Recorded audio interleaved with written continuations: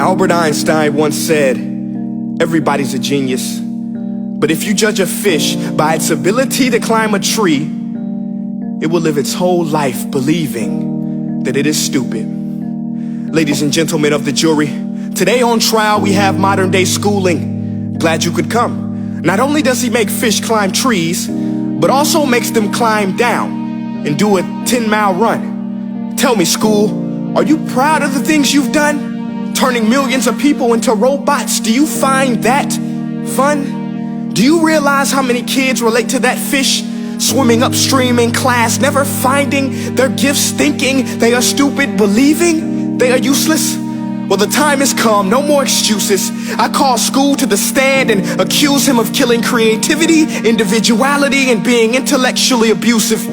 He's an ancient institution that has outlived his usage. So, Your Honor, this concludes my opening statement, and if I may present the evidence of my case, I will prove it. Proceed. Exhibit A. Here's a modern day phone. Recognize it? Here's a phone from 150 years ago.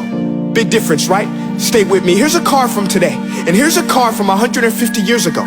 Big difference, right? Well, get this. Here's a classroom of today, and here's a class we used 150 years ago. Now ain't that a shame? In literally more than a century, nothing has changed. Yet you claim to prepare students for the future? But with evidence like that, I must ask, do you prepare students for the future or the past? I did a background check on you and let the record show that you were made to train people to work in factories, which explains why you put students in straight rows, nice and neat, tell them sit still, raise your hand if you want to speak, give them a short break to eat, and for 8 hours a day tell them what to think. Oh, and make them compete to get an A letter which determines product quality, hence grade A of meat. I get it. Back then, times were different. We all have a past. I myself am no Gandhi. But today, we don't need to make robot zombies. The world has progressed. And now we need people who think creatively, innovatively, critically, independently, with the ability to connect. See, every scientist will tell you that no two brains are the same. And every parent with 2 or more children will confirm that claim.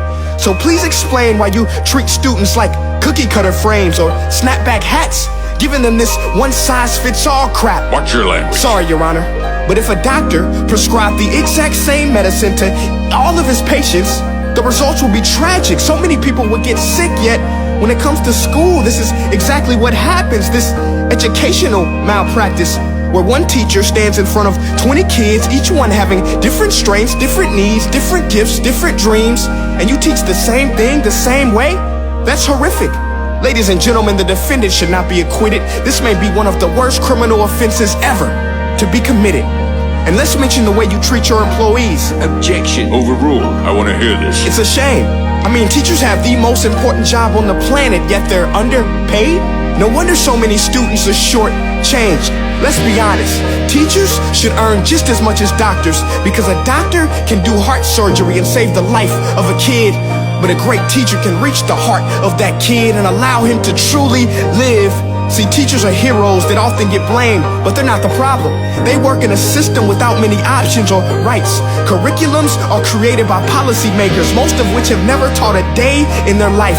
Just obsessed with standardized tests. They think bubbling in a multiple choice question will determine success. That's outlandish. In fact, these tests are too cruel to be used and should be abandoned, but don't take my word for it.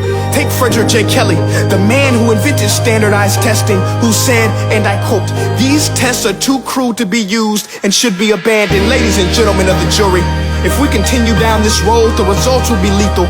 I don't have much faith in school, but I do have faith in people. And if we can customize healthcare, cars, and Facebook pages, then it is our duty to do the same for education, to upgrade it, change it, do away with school spirit, because that's useless. Unless we're working to bring the spirit out of each and every student, that should be our task. No more Common Core. Instead, let's reach the core of every heart in every class. Sure, math is important, but no more than art or dance. Let's give every gift an equal chance. I know this sounds like a dream, but countries like Finland are doing impressive things. They have shorter school days, teachers make a decent wage, homework is non-existent, and they focus on collaboration instead of competition. But here's the kicker, boys and girls. Their educational system outperforms every other country in the world. Other places like Singapore are succeeding rapidly. Schools like Montessori, programs like Khan Academy. There is no single solution, but let's get moving. Because while students may be 20% of our population, they are 100% of our future. So let's attend to their dreams, and there's no telling what we can achieve. This is a world in which I believe, a world where fish are no longer forced to climb trees. I rest my case.